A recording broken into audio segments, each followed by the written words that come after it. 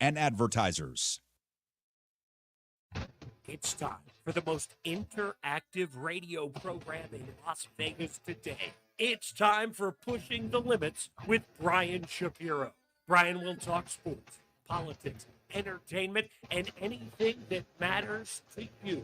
Feel free to call Brian at 702-221-7283. You want answers? I want the truth! Now, Pushing the Limits, here's Brian Shapiro. What's going on, everybody? A very, very, very happy Wednesday to all of you. It is PTL. You might be listening on the FM AM dial. You could be watching on the Occupy Democrats page. You could be watching on the Washington Press page. You could be on YouTube, TikTok.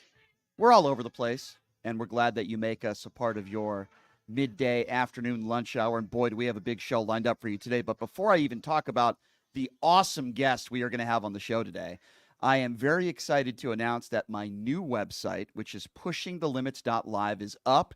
It's official. Merchandise is up there. You can buy Don't Be a Right-Wing Buffoon shirts and plenty of other Pushing the Limits stuff, whether it be shirts, whether it be hats. It's all up and ready to go. A lot of people have been asking me, when's your new website going to be good to go? When can we buy stuff on there? Well, I'm happy to say we sold a bunch of shirts last night and very happy. So check it out. Even if you don't want to buy something, that's okay. Check out the website. You could subscribe to the newsletter. It is pushingthelimits.live, and we are very, very excited about it. And we are going to continue to be adding content on the website, and the people who put it all together did a phenomenal job. All right, about the guests that we have today. Dr. Peter McCullough is a controversial doctor. The reason why I say controversial is because of his takes on the vaccinations. He did a viral interview with me. Yes, it went viral. And this was a couple months ago. It went so viral that people on the far right and anti-vaccine people were going nuts. They were going crazy. They were calling me a scumbag, among other things. InfoWars did a 30-minute segment about my interview. They just couldn't handle the fact that I was actually challenging a controversial doctor. Well, Peter McCullough was very respectful to me. I'd like to think that I was very respectful to him. He is going to be joining us coming up at the bottom of the hour for round two, for lack of a better term, and that is going to be interesting. Hour number two, in studio, a guy who's been in radio for decades and decades and decades. I think like 25 plus years he's been, or 30 years, he's been on the Howard Stern show as a paid employee of the Stern show. Also a guy that's been on some huge shows, Sex and the City, King of Queens, Family Guy, American Dad. One of the best impersonators on the planet will be joining us in studio, and he's performing at Jimmy Kimmel Comedy Club this weekend. Craig Gass is going to be joining us in studio. So we got a lot to get to. I'm really excited about that. Two really good guests for different reasons. But I do want to start off with, of course, the big news is that the hush money case is now in the hands of the jury. Deliberations have begun. And what I've said since day one is let the chips fall where they may. And if, in fact, he's found not guilty on all charges, we're going to have to live with that. But I don't think that's going to happen. I think of one of two things. Either he's going to be a convicted felon, he's going to be convicted on some of these charges, or it's going to be a hung jury. He's not going to be found not guilty on all charges. I just don't see that happening. And I was getting into it right before the show with some on the far right that will defend him no matter what. They will literally defend him no matter what happens. They'll make excuses. They'll say, oh my God, well, this judge is in the pocket of Joe Biden because he bought a $35 Joe Biden shirt for his daughter years ago. So that means that he's some sort of Democrat operative. But if Donald Trump is found not guilty on all charges, then they will praise the jury and all that stuff will go away. This is very similar to the 2020 elections, even 2016, where Donald Trump, before the elections, it's going to be rigged. The Democrats are going to cheat. Hillary's going to cheat. Biden's going to cheat. George Soros, yada, yada, yada. And then all of a sudden, Trump wins in 2016. All those elections are rigged comments went away for the next 3 years. But then Donald Trump lost in 2020, and the election must have been rigged. It's going to be the same thing in this case. He's setting it up for him in case he gets bad news, and he's a convicted felon. It was the judge. It was the jury. Everything was tainted. It was the Joe Biden DOJ. But if he's found not guilty, then he'll get nothing but praise from the jury. That's exactly what's going to happen here. So as I said before, I thought Robert De Niro's appearance outside the courtroom, maybe the logistics of it weren't very good. With that being said, I agree with just about everything he said about Donald Trump. I want to play you a little bit more audio. This was going on yesterday while we were on the air of some of the things that Robert De Niro said in front of the courthouse that I happen to agree with. Have a listen to this. This is not a threat. This is a reality. I love this city. I don't want to destroy it. Donald Trump wants to destroy not only the city, but the country, and eventually he could destroy the world.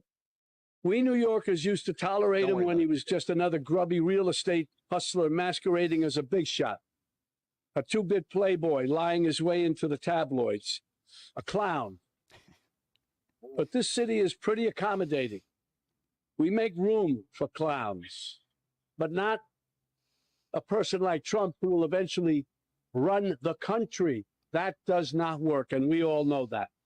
He got the most religious evangelicals to applaud a sinner who bragged about sexual assault, and who, just a couple of blocks from here, a jury found him liable for sexual abuse. And cut it real quick there for a second. Robert De Niro makes a very good point there. He got the evangelical right to back and support the biggest of sinners. A man who just blocks away was found liable for sexual abuse. The judge presiding in that case characterized Donald Trump as committing rape. But yet the evangelical right still supports Donald Trump. Robert De Niro is 150% correct. And on January 6th, rallied an angry mob to threaten democracy, leaving death and destruction in its wake. That's the tyrant he's telling us he'll be. And believe me, he means it. When Trump ran in 2016, it was like a joke. This buffoon running for president. No, wait, never stop could it. happen. I don't like it. I don't like it when Robert De Niro uses my words. I got to be honest with you. Hey, buffoon is my word, Robert. You're a great actor. I love you and all, but please don't use buffoon. I'm sorry. Go ahead. Running for president. No, never could happen. We'd forgotten the lessons of history that showed us other clowns who weren't taken seriously until they became vicious dictators. With Trump, we have a second chance, and no one is laughing now. This is the time to stop him by voting him out once and for all. We don't want to wake up after the election saying, what, again? I don't mean to scare you. No, wait, maybe I do mean to scare you. If he gets in, I can tell you right now, he will never leave. He will never leave. You know that. He will never leave. This is not a threat. This is a reality. And that's why I've joined the Biden-Harris campaign, because the only way to preserve our freedoms and hold on to our humanity is to vote for Joe Biden for president.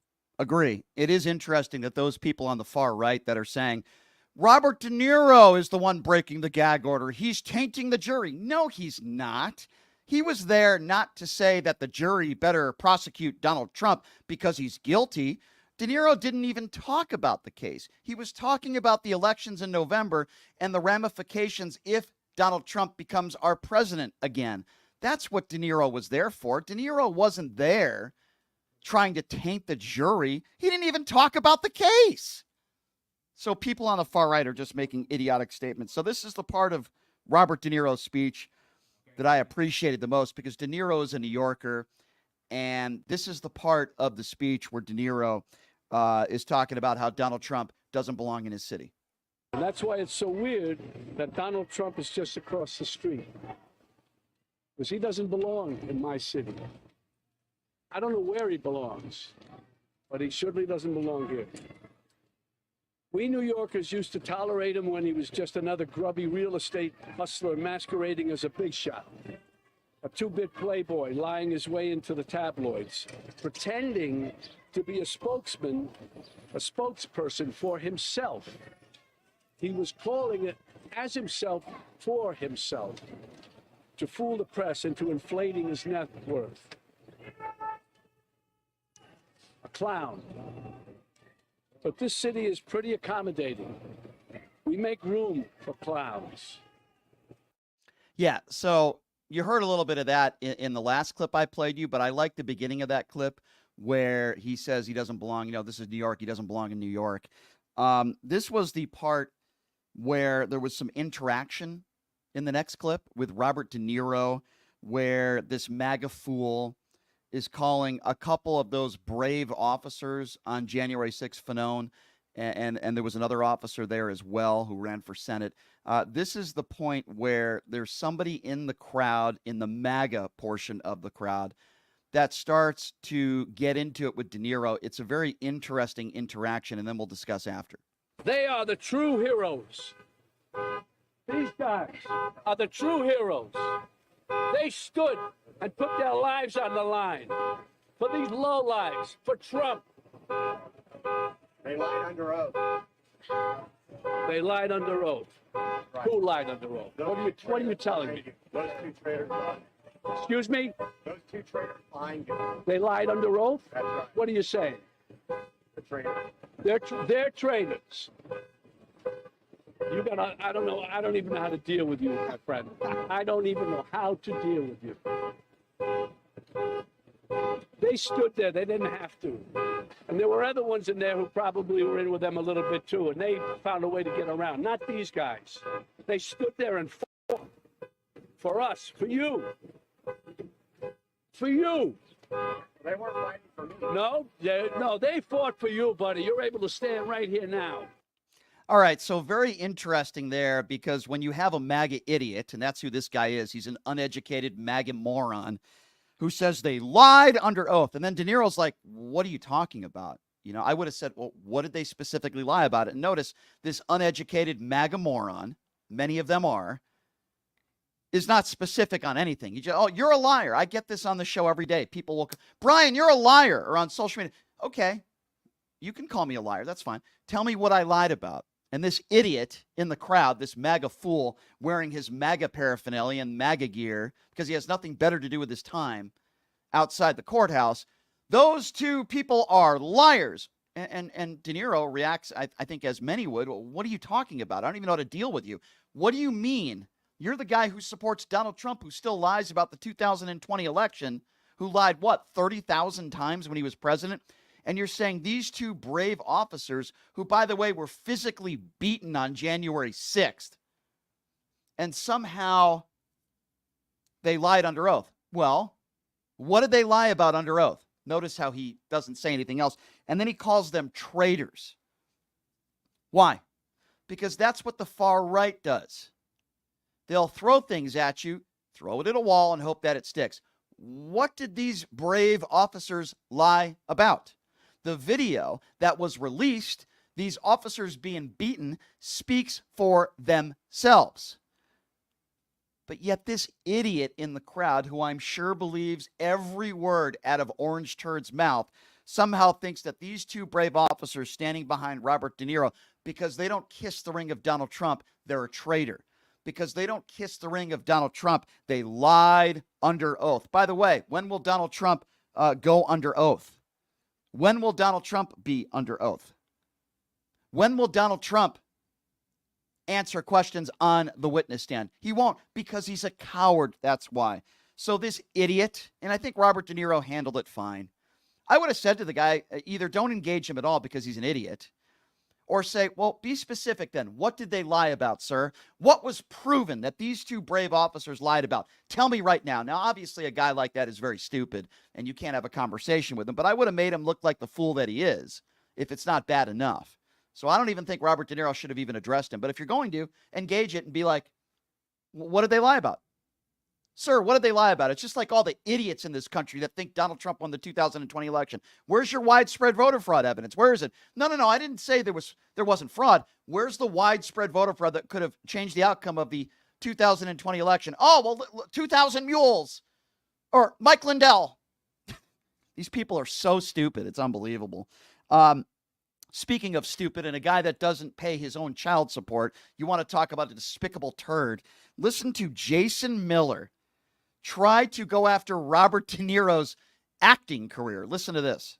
And the best that Biden can do is roll out a washed-up actor. And don't worry, my remarks will be shorter than The Irishman. I won't make you suffer for 3 hours. But the best they can do is roll out a washed-up actor. Why don't you pay your child support, you despicable turd? Jason Miller. Oh, yeah, one other just small little anecdote, because I know to the MAGA world, they're very uneducated, many of them, and they don't like, they can't spell the word fact. Robert De Niro just won an Oscar. Washed up? The guy just won an Oscar. What the hell are you talking about? De Niro's not washed up. Who are you? You're just some idiot that wears the Donald Trump knee pads that wouldn't even have a job. Why don't you pay your child support, you scum? And then there's Judge Jeanine. And if you've ever been around Judge Jeanine, you probably smelled alcohol on her breath. The lush herself, Judge Jeanine, on Fox News yesterday, again, trying to attempt and failing to go after Robert De Niro, claiming, what did De Niro do for New York City? Have a listen to this. My question for Robert De Niro is, what have you done for New York City, Robert De Niro? What have you done? Is there a building with your name on it? Have you built skyscrapers? Has the skyline of New York changed because of all of your vision? No. No. What have you done for New York? I could smell the alcohol on her breath from here. Well, you dumbass. First of all, he co-founded the Tribeca Film Festival to rebuild and revitalize Tribeca and Lower Manhattan after the entire area was decimated after 9/11. You cannot make this stuff up. You dumb witch, you. I'll tell you what Judge Jeanine has done for New York City. She certainly has helped out a lot of liquor stores in downtown Manhattan, that's for sure. She's probably kept some of them in business. You stupid idiot. How could you go on a national television show and not know that, and all the wonderful things and the charity work that Robert De Niro's done? If you don't like Robert De Niro's politics, that's fine. If you didn't like his language outside the courtroom, that's fine. But to be such an imbecile that Judge Jeanine is, to not even know the history and what Robert De Niro has done for downtown Manhattan, makes you a complete fool and the lush that you are. And it's such an embarrassment. And the right-wing idiots out there, who do they have? Kid Rock, a guy who just did an interview with Rolling Stone, who was hurling out the N-word and brandished a gun. That's the guy who the far right has, Kid Rock, as their spokesperson. Rob Schneider? Who do they have on the far right? A guy, say what you want about De Niro, he's one of the best actors ever in the history of filmmaking, so you can't attack his talent, that's for sure. You can't say he's washed up. The guy just won an Oscar. The man does have some credibility. You might not like his language. You might not like how he delivers it. You might not like his politics. But to go after his career? Are you kidding me? Look at the celebrities. Look at them. Look at the celebrities. Look at Tom Arnold's ex-wife. Look at Rob Schneider. Is he selling out Carnegie Hall? Are you kidding me? Are you insane? Now look, I don't know what's going to happen in this case. I don't know what the jury is going to decide. I can give you my opinions. I'm not a legal expert. I can tell you what I think is going to happen. I don't think he's going to be found not guilty on all charges. Don't think he's going to be completely exonerated. Could be a hung jury. I could absolutely see that happening. Could be convicted as a felon, couple charges. Could absolutely see that happening. So we'll have to wait and see how this thing plays out. And as I mentioned, it's in the hands of the jury right now. They are deliberating right now as we speak. Now, I've talked to some people that say, well, they created this, the judge created this, Alvin Bragg created this. Well, I make this argument to my fellow MAGA, I shouldn't say my fellow, to my MAGA friends out there. If you don't think Donald Trump committed any crimes, what about the behavior? Having unprotected sex with a porn star, weeks after your child has been born? Is that the man who you want to be the leader of the free world? Making multiple hush money payments, in this case 2 weeks before an election because he didn't want the public to find out about it. What about the behavior? Did you see what he said over the weekend on Memorial Day? He says, Happy Memorial Day, and then the rest of the paragraph is playing the victim and calling Democrats scum. Is that who you want to be the leader of the free world? Is this who you want running the country again? Oh, but Brian, my eggs were so much cheaper. Gas prices were lower.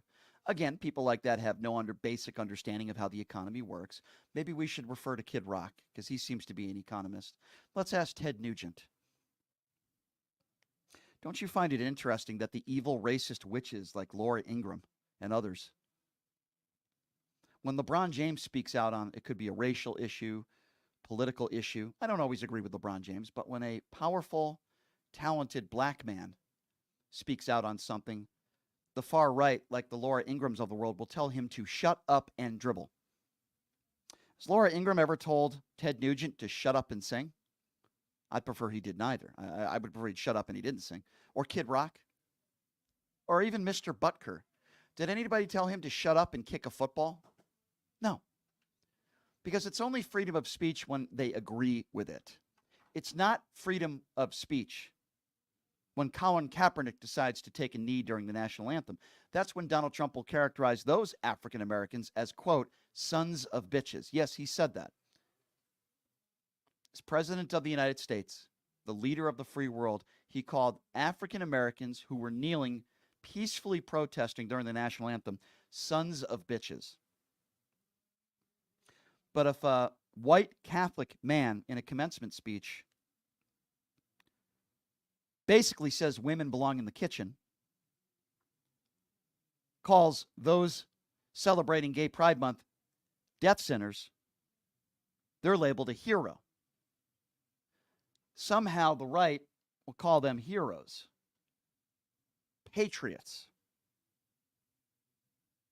Because in this country, if you're on the far right and you're a bigot, apparently you're a patriot. What would you call somebody that dodged the military multiple times? What would you call somebody that's a liable sexual abuser that's cheated on every wife he's ever had? What would you call somebody who has unprotected sex with a porn star weeks after your child is born? What would you call somebody who attacks a POW and says he didn't respect John McCain because McCain was captured? What would you call somebody who calls our brave men and women suckers and losers? What about the behavior? If you get into a discussion with these MAGA supporters, forget about the criminality. We'll agree to disagree on that. Let's just say you're right, even though I disagree with you. Let's just say that these charges were made up and it's all politically motivated. What about the behavior? Do you condone Donald Trump's behavior? Some of them will say yes. Some of them will think his behavior is okay. I want to pay less money for my eggs and for my gas, as if Joe Biden sets the gas prices. It is absurd. It is ridiculous. It's getting worse. Am I hoping that Donald Trump is held accountable for once in his life on anything? Yes, I am. Unlike MAGA world, I will respect the jury's decision, no matter what it is. Doesn't mean I'm going to have to agree with it, but I will respect it.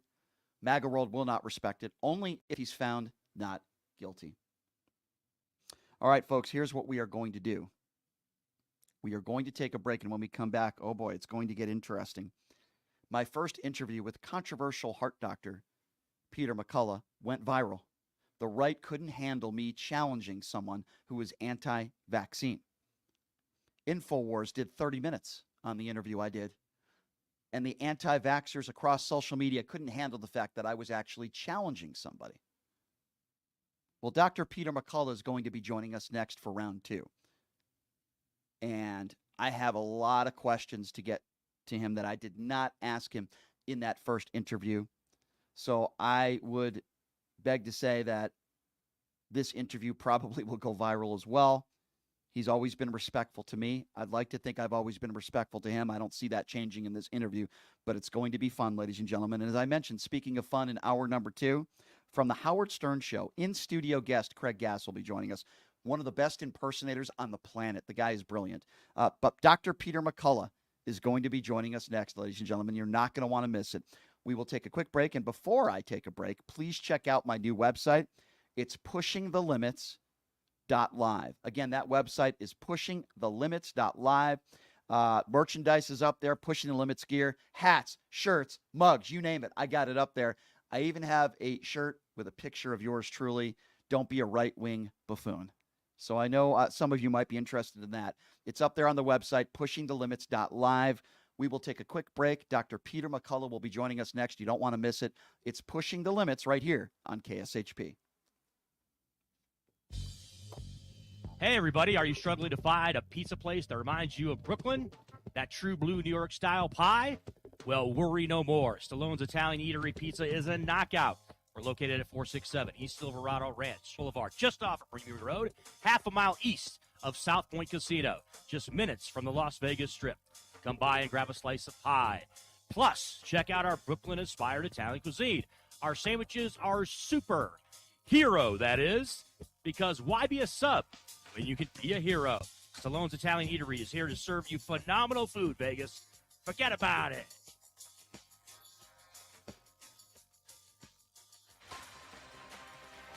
My name is Hunter Kane, and I'm talking with you for a call to action for our veterans in Clark County. Who is Hunter Kane? Well, I'm a decorated combat veteran, veteran community leader, and candidate for Clark County Commission. Do you know no veteran has served on the commission in nearly 30 years, which is why our veteran homelessness, unemployment, and suicide rates are out of control. So here's the call to action. June 11th, vote veteran, vote Kane for Clark County. Let's rally behind someone who's been in the trenches, who knows the sacrifices, and who's committed to making a real difference. Join the campaign by searching Elect Hunter Kane on social media or go to www.electhunterkane.com. Tired of the same old date night? Craving a deeper connection with your partner? O-Box is your escape into a world of romance and passion. Each month, discover a box filled with personalized surprises, exciting activities, and a love story written just for the two of you. Ignite desire, share laughter, and make memories that last a lifetime. Your O-Box journey accumulates into a beautiful love novel. Ready to write the first thrilling chapter? Let the O-Box adventure begin. Visit our website, obox.com. That's OBOXXX.com and get started. Residents of Las Vegas, Ward 5, are you ready for a brighter future? I would like to introduce myself, Dr. Erica Smith, your People's Choice for City Council, with a vision for progress and the fortitude to make it happen. I am committed to moving us forward. I am not just a candidate, I am a fighter for you. With myself on the City Council, you can expect a real change and a community that thrives.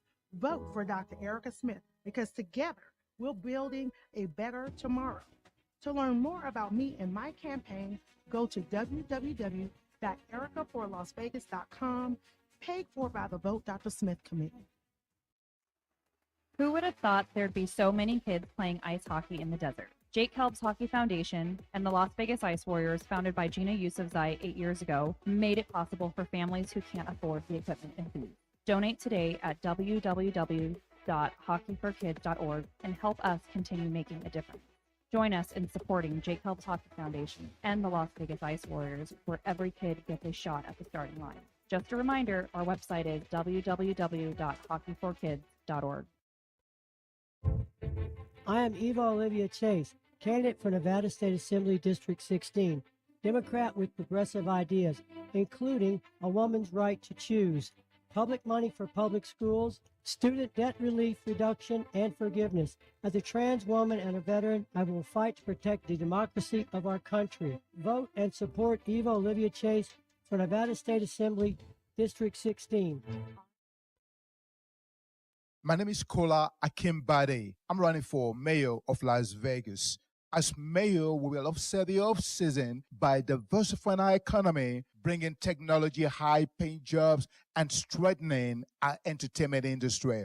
In order to tackle this issue of homelessness, we need new money because the budget will never be enough. Therefore, we will legalize prostitution and tax money will flow. Today, go to our website, Kola, K-O-L-A, kolaformayor.com, and my phone number, 725-263-2660. Support our campaign and donate today. Again, kolaformayor.com at 725-263-2660. My name is Kola Akimbade, and I'm running for mayor of Las Vegas.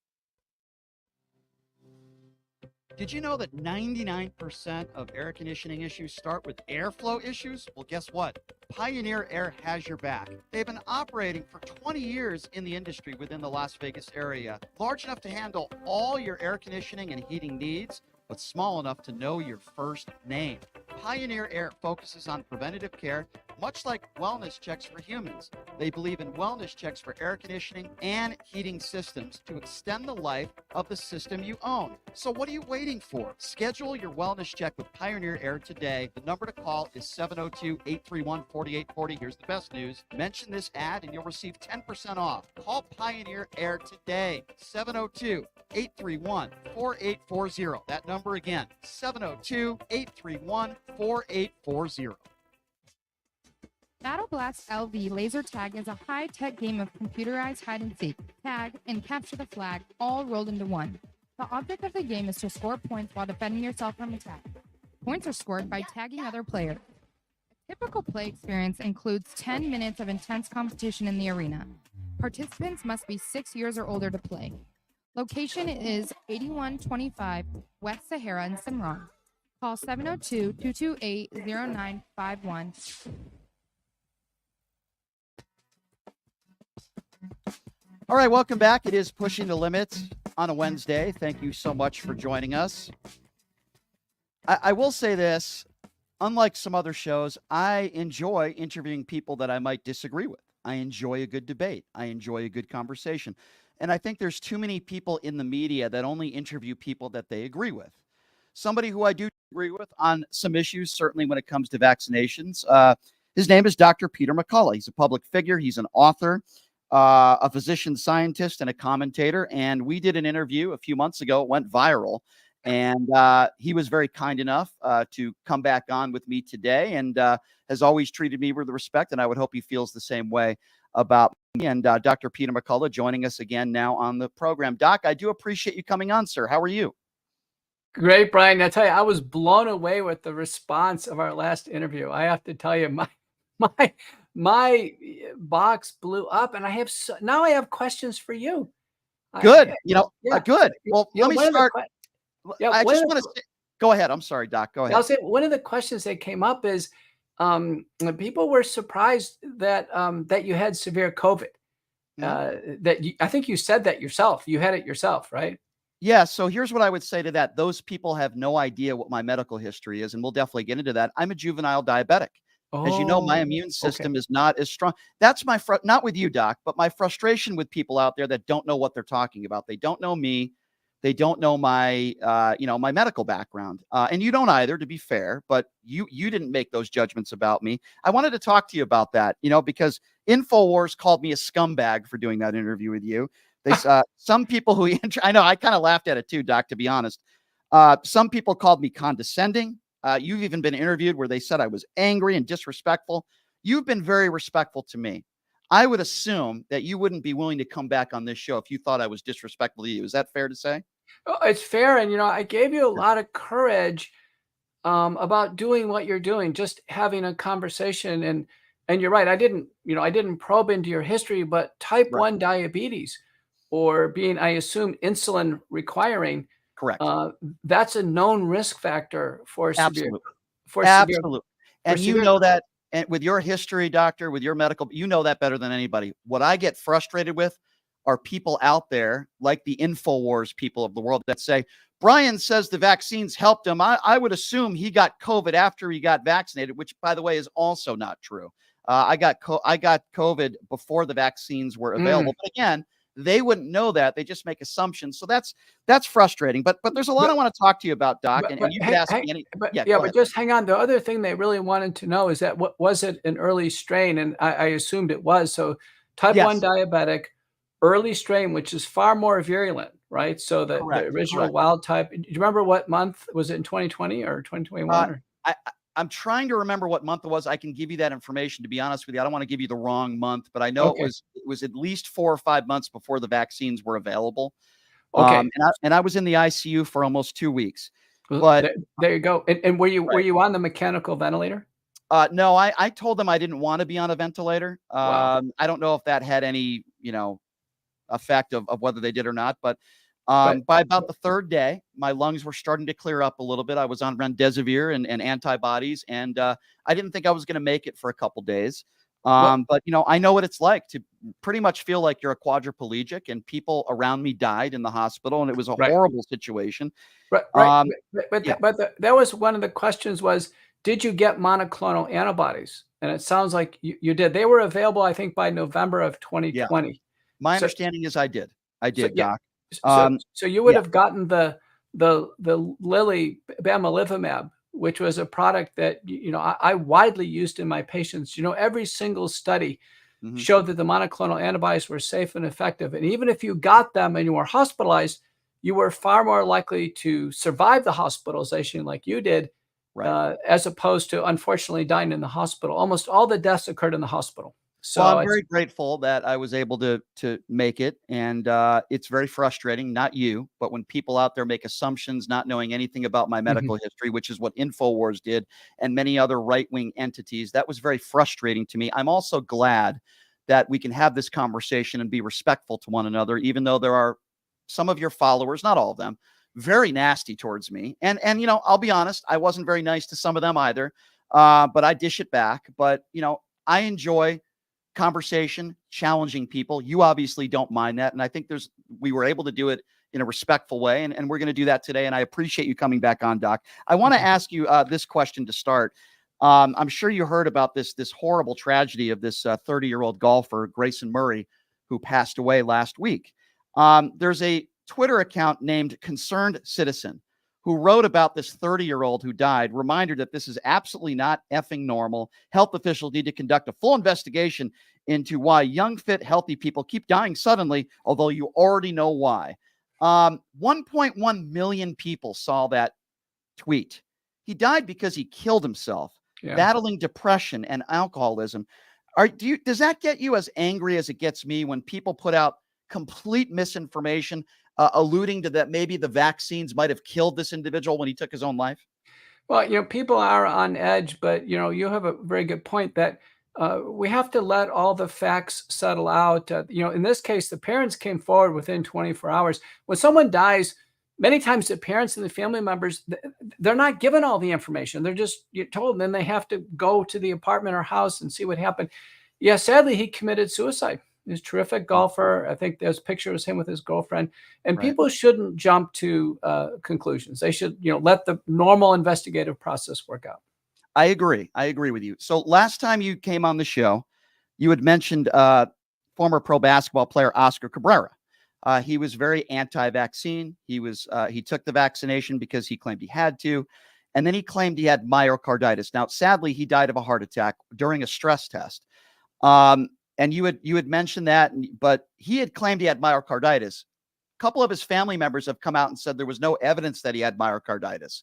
So would you say claiming that he had myocarditis could be medical disinformation?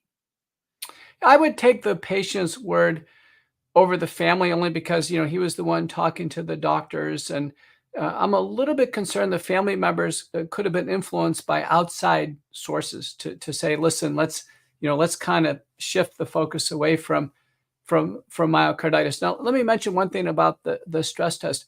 Mm-hmm. A heart attack is a term that is specific to having a blockage of a coronary artery due to cholesterol and blood clots, and actually have the heart undergo infarction. It's far more likely on a treadmill test, since it happens in a matter of minutes, that it was an exercise provoked abnormal heart rhythm. Typical one is ventricular tachycardia. And if we don't shock it right away, Brian, then it degenerates to ventricular fibrillation and we can't get him back. I do find that unusual because I supervise treadmill tests. I've never lost a patient on a treadmill test because we're right there. We have the defibrillator and the IV. Right. And, I don't know where he was. There's a picture of him with the leads on. Looks like a medical stress test, but boy, that's Right. a tragedy. It is a tragedy. We agree. We don't know whether he had myocarditis or not. But as you said, while it's unusual, I remember I was a Boston Celtic fan growing up. I still am. Reggie Lewis, a young athlete, he had an enlarged heart. He died. We do know that there are professional soccer players. You can just go on YouTube and see the videos way before the COVID vaccines that have passed away on the field. While it is unusual, and you're right, while it's rare, it does happen. I want to talk to you, though, about obesity. In more than half the country, as you know, Doc, more than half the country, 35% of adults struggle with obesity. And when we talk about myocarditis, sometimes that is due to severe obesity. This is a growing problem in this country. I think we'll agree. We are a very unhealthy country. This is where I agree with Robert F. Kennedy Jr., who actually did appear on this show a few weeks ago. That interview went viral, too, for different reasons. But we're a very unhealthy country. And as you know, you can develop serious heart problems. This is what you do for a living. If you're obese and you don't take care of yourselves, and would you agree with me that this is a growing problem, obesity, which could lead to myocarditis? Well, we position, and I've published on this, that obesity is a central risk factor, meaning that the body weight itself does put strain on the heart. Okay, that's for sure. But it also, the body weight raises blood pressure, raises blood sugar, creates insulin resistance. That's a problem. It raises inflammatory factors, makes the body more likely to form blood clots, makes it more prothrombotic, and then puts a special strain on the body called sleep apnea. So when there's difficulty sleeping at night, people will know this when there's snoring and then there's cessation of breathing, that really raises the stress hormones in the body and raises blood pressure. So it's a central risk factor. Now, it may not be a direct link to causing myocarditis, but I would not be surprised if someone had myocarditis for a reason to be more prone to a cardiac event, either symptomatically experiencing symptoms or a sudden collapse. Gotcha. So I was labeled, you didn't label me this, I want to be very clear on that, but after our interview, some of your followers and even members of the media on the right labeled me pro-vaccine, which confused me. Because I wouldn't label myself pro-vaccine. I'd label myself as I've always said, listen to your personal physician, make a decision, based on somebody who knows your medical history, like your personal physician. And somehow I'm labeled pro-vaccine. I've never said that vaccines should be mandated. I've never made that statement. I wouldn't consider myself pro-vaccine. I would consider myself pro-logic.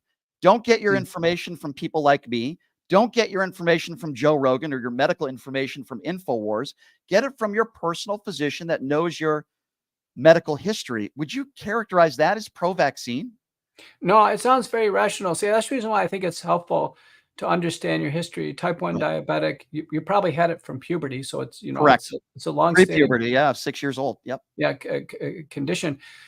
And then superimpose severe infection. So this is what severe COVID can do. Not only the respiratory illness, Brian, but you may have had this. It's a very serious condition in diabetes called diabetic ketoacidosis. Sure. DKA.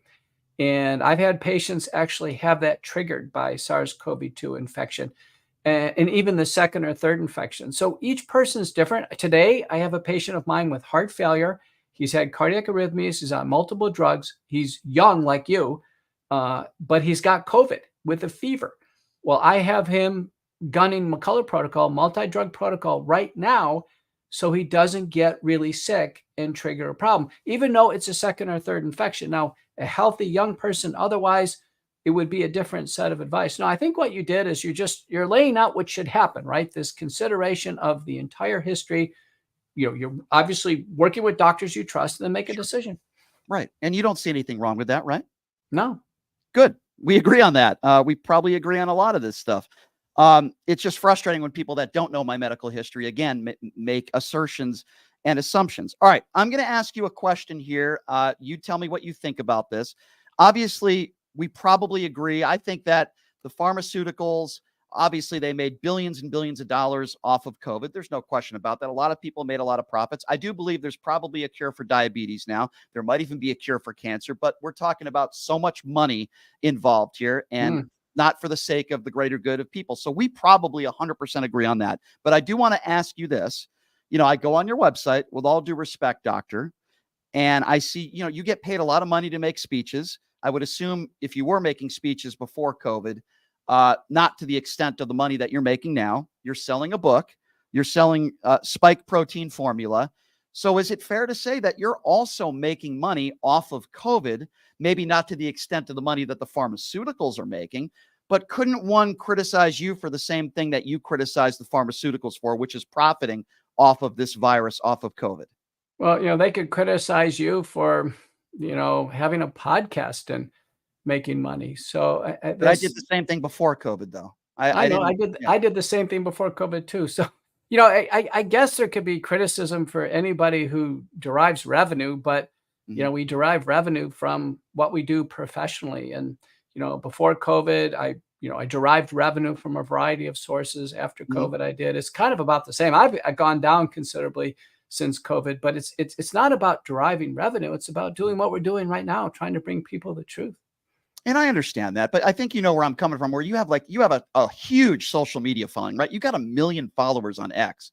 I mean, your life has changed dramatically since COVID. You are a public figure now. You are a household name now. You have a good selling book that you wrote, right? I mean, so your life has dramatically changed since COVID. I mean, that's fair to say, isn't it? Just from a standpoint of everybody seems to know who you are now. Yeah, but yes and no. In the medical community, I was very well known as the most published person in my field in the world in history. I, participated really historic 2007 congressional oversight panel. I was the lead witness there. I've lectured at the New York Academy of Sciences, the European Medicine Agency. I was the endowed named visiting professor at Harvard School of Medicine in 2019 in nephrology and cardiology. So I was up there. I think what really changed is when I testified in the Senate in November 19th, 2020. And I brought the world the news that we could treat COVID early and prevent hospitalization and death. Right. Understood. So this is the point of the conversation where we probably disagree, but that's okay. This is why I want you to come on. You and a smaller percentage of doctors in this country claim that hundreds of thousands of people have died from the vaccinations. And what I always ask is, where's the actual evidence? And while you can cite, and I'm sure you will, certain studies here and there, how can we say with certainty that somebody died from the vaccine when we don't know their medical history, when it doesn't say on the autopsy, we haven't seen the autopsy, maybe they haven't even had an autopsy, and make the assertion, I've heard upwards of 500,000 people have died from the vaccinations in this country.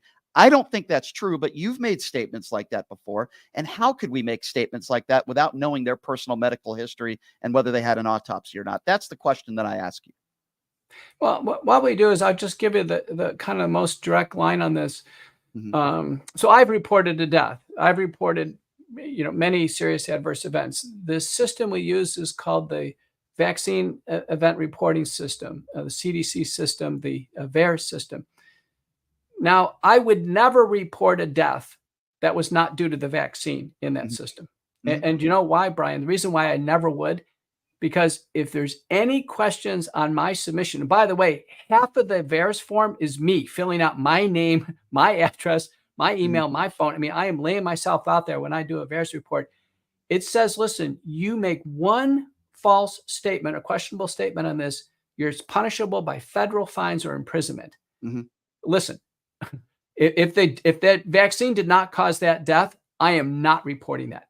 But as a doctor, if I've made that determination, if I've seen that death, I've seen all the studies related to it, whether or not they had an autopsy, what the autopsy showed, when I see all that and I report that death to VAERS, I've already determined as the person with the highest authority that the vaccine caused the death. So in VAERS right now, as of February of 2024, we're at 18,655 deaths that the doctors and the nurses and the other people report. 86% of the time, it's a doctor, nurse, paramedic. They've made the determination. Now, having said that, there's a whole series of criteria that one can apply. One of the sharpest one is called temporal relationship. Of that 18,655, 1,150 have died right in the vaccine center or a few hours later. Another 1,225 died on the next day. Now, there are other deaths that have happened in my practice where, I need the information on the vaccine to report the death, and we don't have the vaccine card. I've asked the family, please find the vaccine card. They said, listen, it was a commotion. He died. The paramedics came, and we don't have the card. So if I don't have the vaccine card, I can't report it. Understood. So throughout history, Brian, there's been an underreporting factor. There's a paper by Lazarus and colleagues years ago that said it's 100 to 1 underreported. But with COVID, since the COVID vaccines are so high profile, the estimate in the FDA proceedings that have occurred with the open comments that have gone through and all the what's called the VRBAC meetings, the agreed upon underrepresentation number is 30.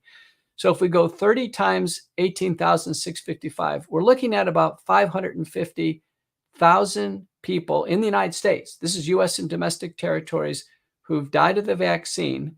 Now, if we were to apply autopsies, and these are the early ones, like, as soon as we could apply an autopsy and independently review it, still not having the state-of-the-art autopsy. So the state-of-the-art autopsy would be using what's called reverse qPCR to detect Pfizer or Moderna right in the heart muscle. So you can detect the messenger RNA in the heart muscle, and then staining for the spike protein. And so far, we have not seen conventional medical examiner autopsies use these techniques.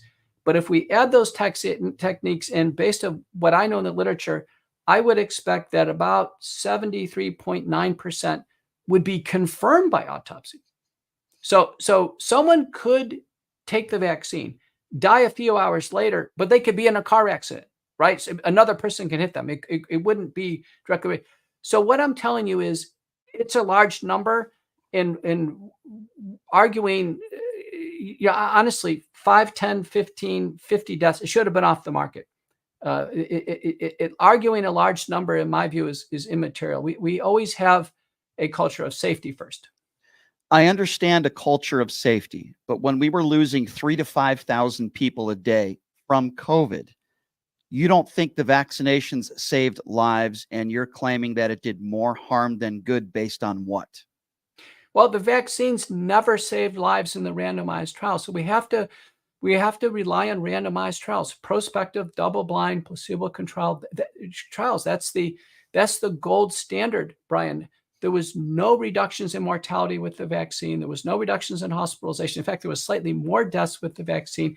And we know this because the consent form that you sign and so many others sign in the FAQ, it doesn't claim that the vaccine saved lives. It doesn't. What saved lives over time was early treatment, early multi-drug treatment.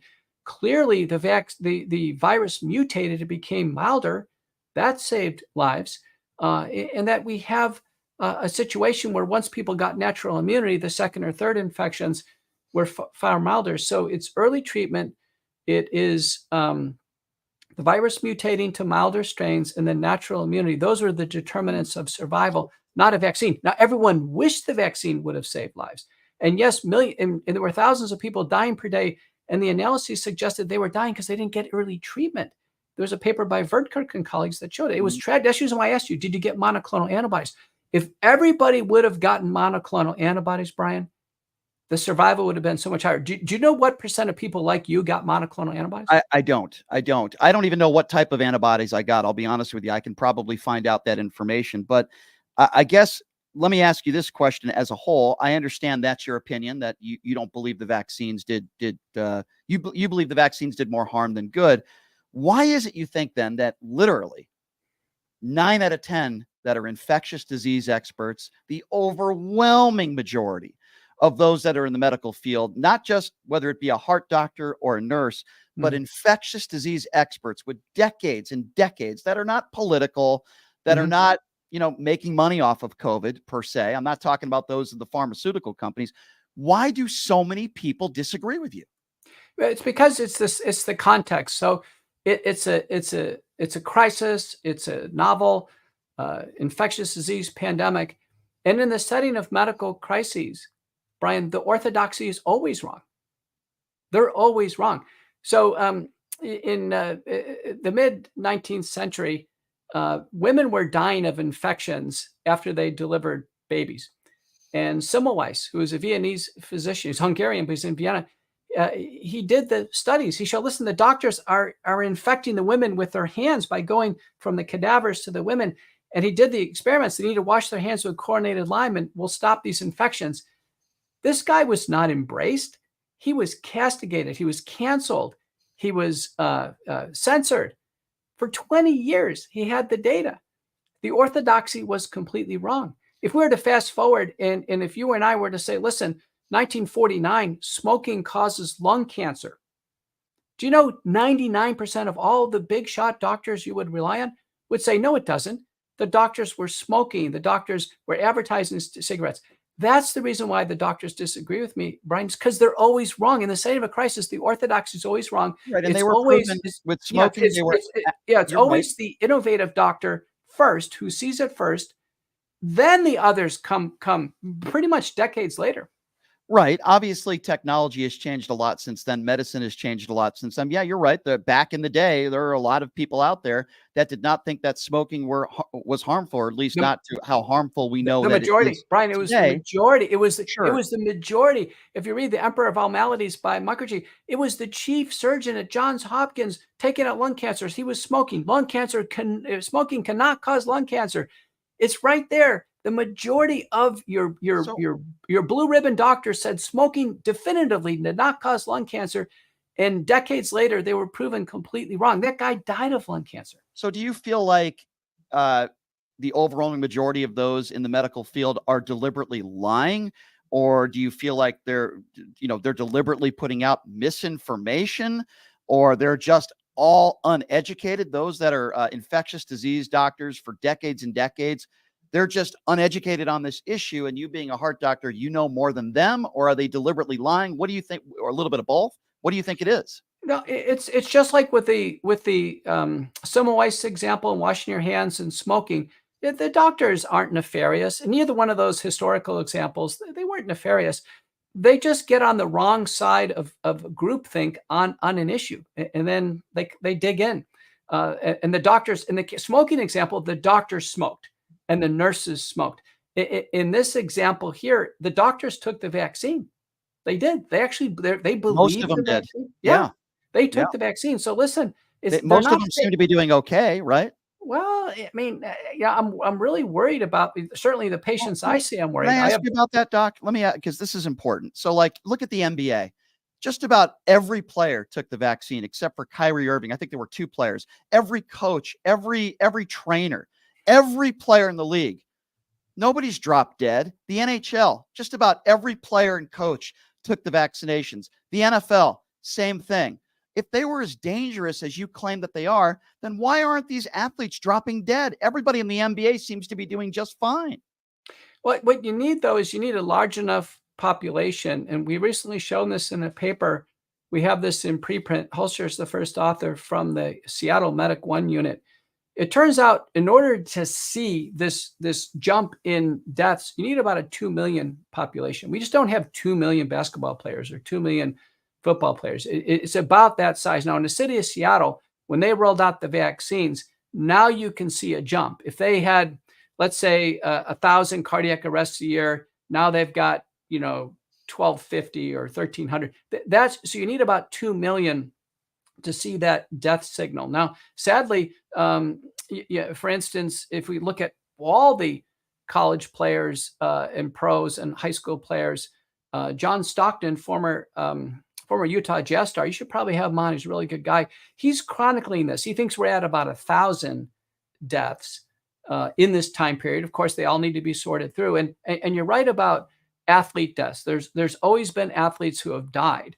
And the leading cause, Brian, the leading cause is a condition called hypertrophic cardiomyopathy, or a thickening of the heart, right? Yeah.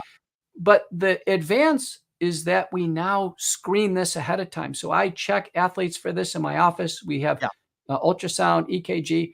And so people are properly advised on this condition. And there's a surgery we can do for it. We can implant ICDs and other things. So screening for hypertrophic cardiomyopathy hopefully has reduced the deaths. Now, do you know in the NFL over the decades has never had a cardiac arrest in the NFL until Damar Hamlin. Mm-hmm.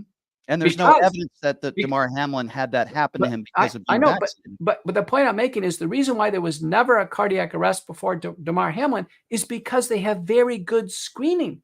They have very good doctors and others that are able to screen this out. My point is, it's a good safety record that the NFL has. Sure. And we haven't seen any proven information that any of these NFL players, 99.9% of them vaccinated, have had any major health issues due to the vaccine. Nobody's dropped dead, thank God. I do want to go back to what you said about John Stockton. Listen, he's one of the best point guards of all time. Zero medical experience. So I don't mean to show disrespect to John Stockton, but I'm not going to get my medical information from John Stockton. He is a right-wing conspiracy theorist who thinks Donald Trump won the 2020 election, and he spreads conspiracy theories. Might be a nice guy. I don't know him personally. But again, this was a guy who refused to even go to Gonzaga basketball games in the heart of COVID, I think, or at that point where you needed to be vaccinated to go to games. He wasn't vaccinated, and they had to kick him out. His behavior, I think, in this whole situation has been disgraceful. That's just my opinion on John Stockton. You're a doctor. You have a medical degree. He doesn't. I think that's really important, doctor. I think it's important to get your information not from the John Stocktons, not from the Joe Rogans, or not from idiots, for lack of a better term, on InfoWars. Yes, I know you make appearances on InfoWars, and if they wanted me on, I would come on as well. But they have zero credibility, Doc. You think a guy like Alex Jones has any credibility? This is a guy that said the school shooting in Connecticut didn't happen. Disgraceful, repugnant.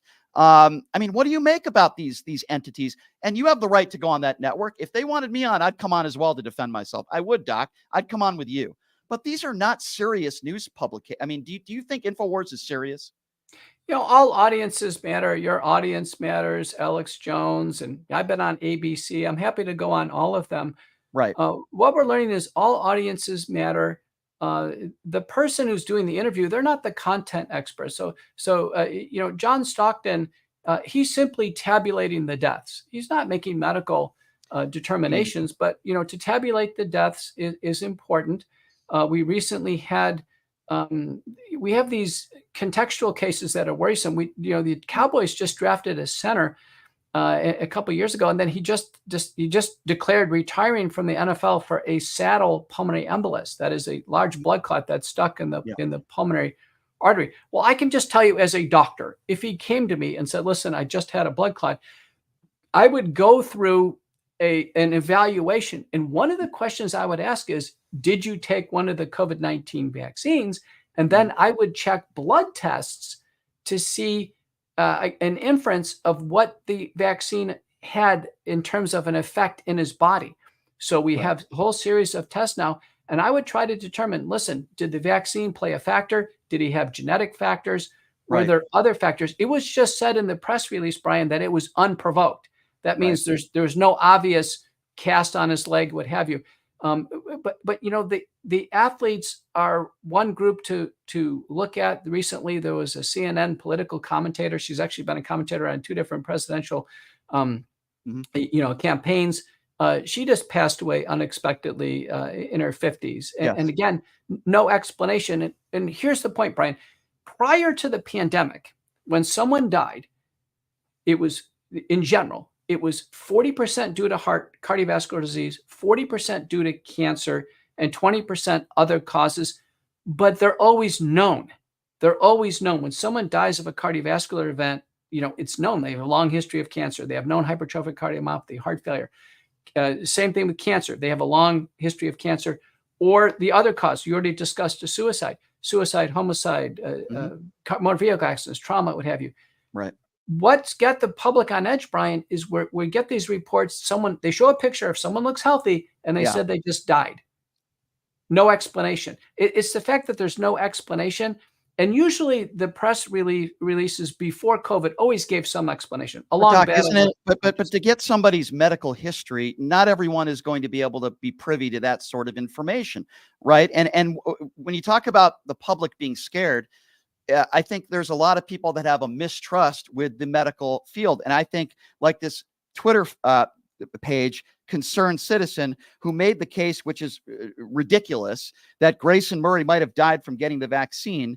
is extremely, I think we agree on this, extremely irresponsible. Now, you said it best, right? You have an NFL player that gets a blood clot. Boy, as a doctor, you'd say, I'd love to do these tests on him. I'd like to find out more.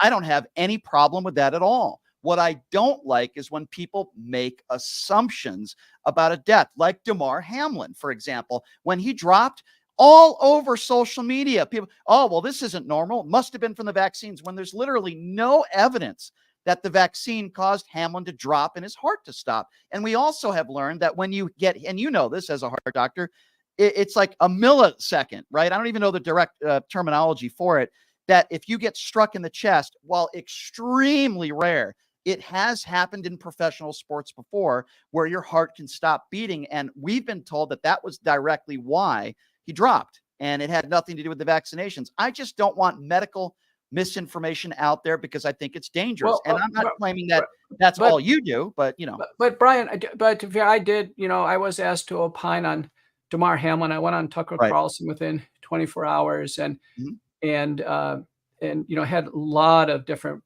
press exposure on this. Right. What happened in the first 24 hours before I got on Tucker Carlson, there was a whole series of pundit doctors that said it's not the vaccine. Well, how did they even know he took the vaccine? It wasn't disclosed. It still to this day is not. How did they know it was not the vaccine? That was immediately suspicious. Why are they saying it's not the vaccine? Well, we don't know the cause, right? I know, mean, but that would have been the right thing to say. Right, but why did they don't know his vaccine said? Why did they say it was a vaccine? Well, that's wrong too. I think that, Doc, I'm on your side. That's wrong too. Okay, so then this idea of, well, it's because he tackled somebody hard. Now that's been analyzed, and I analyzed that quickly, and I had to as a medical expert and someone who knows about this. The problem is called commotio cordis. It's never happened in the NFL, and I don't think it happened in Hamlin's case because of the helmet diffuses the mechanical force. It's the helmet's too blunt, number one, and not only that, but there's a breastplate pad there. Commotio cordis happens when there's a baseball about 100 miles an hour that hits an unprotected breastbone or a hockey puck. Right. And every time that happens, it's immediate ventricular fibrillation. The person goes down. It's impossible to stand up. So he made the tackle. He stood up. He started to adjust his helmet. Then he went down. So when I went on Tucker Carlson, I said, listen, that looks like to me a ventricular tachycardia, ventricular fibrillation arrest. Then he probably aspirated some fluid. That's the reason why he was in the hospital longer than what people thought. But I knew he was okay when he got resuscitation on the field. And you know how I knew that is I was watching the game. I'm a big Bills fan. And I had a friend who was at the game. He was watching the whole thing. Right. And he was texting me. He said, you know what? They have Hamlin. He's intubated. So he has a breathing tube in, and they've shocked him on the field. And, brief CPR and a shock. And they now are on the paramedic unit, Brian, and they're in the tunnel in the stadium, and they're waiting forever in the tunnel. And he goes, I said, he has to be fine. He has to have a perfect blood pressure and a perfect heart rhythm for them to wait. And you know what they were waiting for in the tunnel? What's that? They were waiting to get his mom out of the stands. So it was so interesting. So I knew he was going to have. So when I went on Tucker Carlson, everyone was saying, there were people out there, Brian, saying he's neurologically a vegetable. He'll never survive again. But He's you knew brain he was dead, going to be whatever. okay because you're a doctor and you saw. But that's it. I went on Tucker Carlson, and I was the only doctor who actually said the right thing. I said, he's going to wake up. He's going to be fine after this. Right. And, he's going to walk out of the hospital. And he did. However, when Damar Hamlin later on went on with Michael Strahan, and Michael Strahan asked him, what caused the cardiac arrest? And Hamlin says, I don't want to talk about this. And then the Bills never really got him fully activated. He was in pads lightly in August. And then I think he played 5 plays all year. Here's the thing. No matter what the cause of the cardiac arrest was, because someone's had a cardiac arrest, Brian, they have a higher repeat arrest rate. Right. So virtually every athlete like him who has a bona fide cardiac arrest, they have a defibrillator in. And even the USC player, Nick, I think his name is Nick Iwachuchu, he had a cardiac arrest. He's Bronny James. He actually has a subcutaneous ICD. Now he is back in playing. I had a chance to meet and actually examine Pilot Snow. Now Pilot Snow was American Airlines pilot. He has a cardiac arrest in the jetway. 911, the paramedics come over, 6 shocks, and they get him back. Now, Pilot Snow says for sure the vaccine caused his cardiac arrest. He goes on the film. He gives all the data. Now, he's had a implantable ICD, but you know what's interesting about his case? It's been 18 months now. I asked him, I said, has it ever gone off again? He goes, it never has. Interesting. Yeah. An interesting perspective on Damar Hamlin. I think it important to note that it's never been proven that Hamlin, what happened to him was because of the vaccination. Same thing with Bronny James, but you are correct about Hamlin and that, he is doing very well. We're happy to hear that. Well, hang on. You brought up Bronny James. I think that's a different story because we're told he had a cardiac arrest. Right. But you know what? He was in and out of the ICU in like 2 hours. He was home the next day. Right. I got to tell you, Brian, as a cardiologist, I don't think that was a cardiac arrest. I think that was something else. It may have been an aborted situation, maybe he passed out, but it couldn't have been a full-blown cardiac arrest where he had to be shocked or get CPR. There's no way they would have released him the next day. And that very well might be true. I actually thought the same thing. I thought, wow, he's out of there really fast. Yeah. They were saying he almost died. One thing I didn't say was, well, it must have been the vaccines. And I know you didn't say that either. No, no, they did. Later on, they did an MRI and they said he had congenital heart disease. Right. Now, that's, I got to tell you what, these athletes are so heavily screened. It's hard for me to believe that they would have missed congenital heart disease on the first screen and picked it up later. Congenital means it's from birth. Anyhow, that's the story. He's obviously back playing. He's well. And we're happy he's doing well. It. Yeah. Well, Doc, listen, I appreciate you coming on. We will put this on social media. I know you will as well. And we'll see what your fans say, right? But I think this is a very productive conversation. And I appreciate, this conversation where we both treat each other with respect. And I think it's important to have these type of discussions. I'm not a doctor. I never said I was one. I'm not pro-vaccine. I'm also, by the way, just for the record, I'm not a lefty protester like InfoWars labeled me as well. I'm actually a registered independent. I do want to clean up one thing with you. I don't know why vaccines always have turned into political. I think you would agree with me where it shouldn't be, right? It shouldn't have anything to do with politics. I'm a registered independent. I happen to be I'm an independent too. A lot of people have labeled me in one camp or the other. And no, you know what? I was one of the speakers. I was in between Robert F. Kennedy and former President Trump at the Libertarian Convention. Oh, cool. So that made a lot of big news that convention. Well, but I got out right. I got out, Brian. I got right out before the melee of.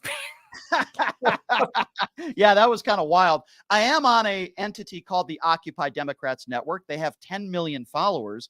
And if there was a network called the Occupy Republican Network that had 10 million followers, I'd be on their network too. It's a bigger audience. I didn't vote for Barack Obama. I didn't vote for Hillary Clinton.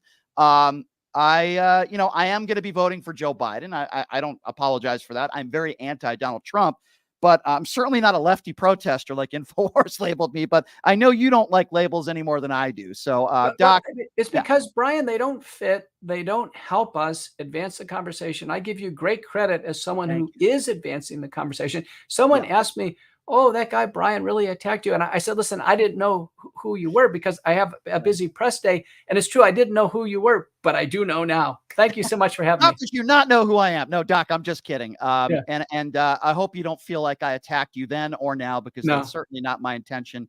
And Doc, you're always welcome back on this show, Peter. And I really do thank you for your time. Thank you so much, sir. Thanks, Brian.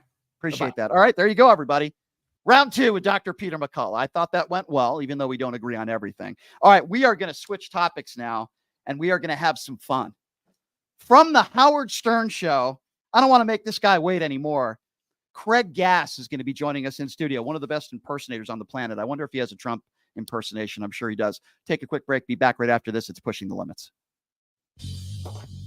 Hey, everybody. Are you struggling to find a pizza place that reminds you of Brooklyn? That true blue New York style pie? Well, worry no more. Stallone's Italian Eatery Pizza is a knockout. We're located at 467 East Silverado Ranch Boulevard, just off of Premium Road, half a mile east of South Point Casino, just minutes from the Las Vegas Strip. Come by and grab a slice of pie. Plus, check out our Brooklyn-inspired Italian cuisine. Our sandwiches are super. Hero, that is. Because why be a sub when you can be a hero? Stallone's Italian Eatery is here to serve you phenomenal food, Vegas. Forget about it.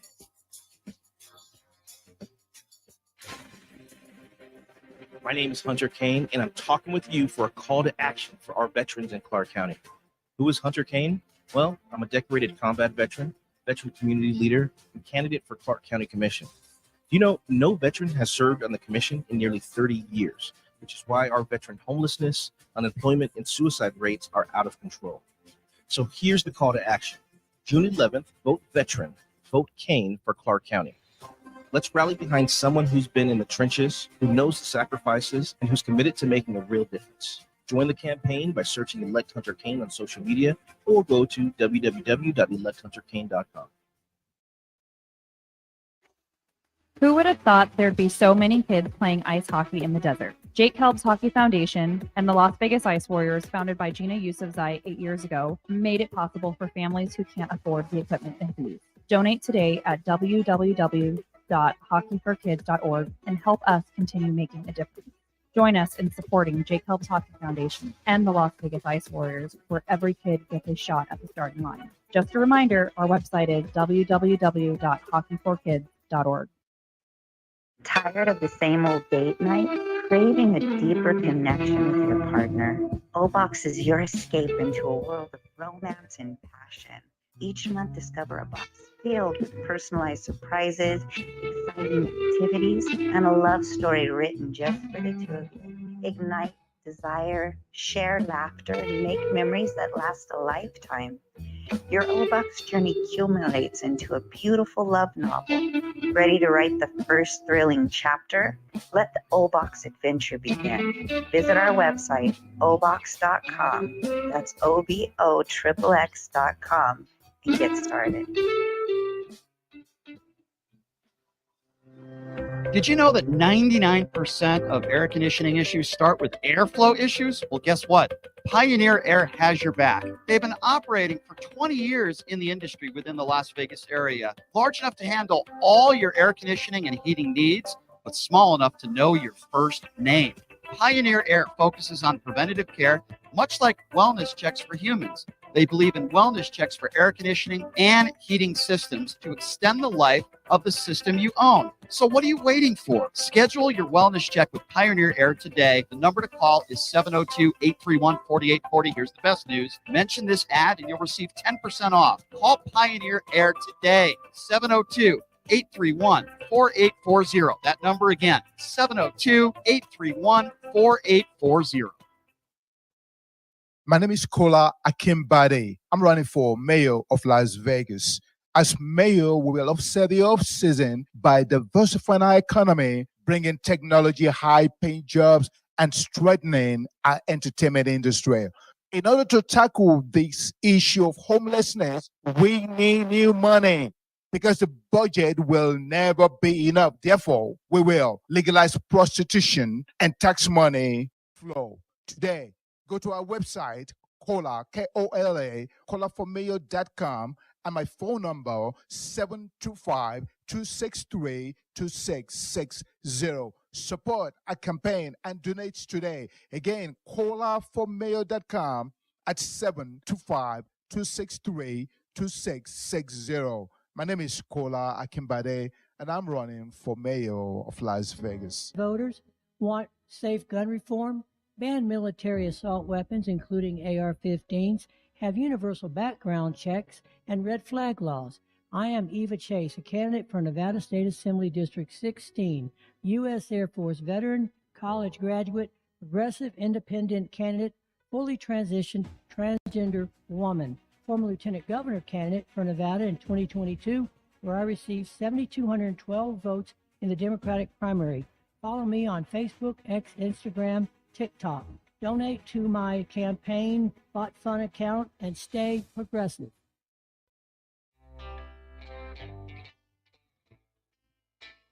All right, welcome back. It is Pushing the Limits on a Wednesday. Thank you so much for joining us. Always interesting and controversial with Dr. Peter McCullough, who just joined us. But anybody who's been listening to this show knows that one of my heroes growing up, and the reason why I got into radio, was because of the Howard Stern show and because of Howard Stern.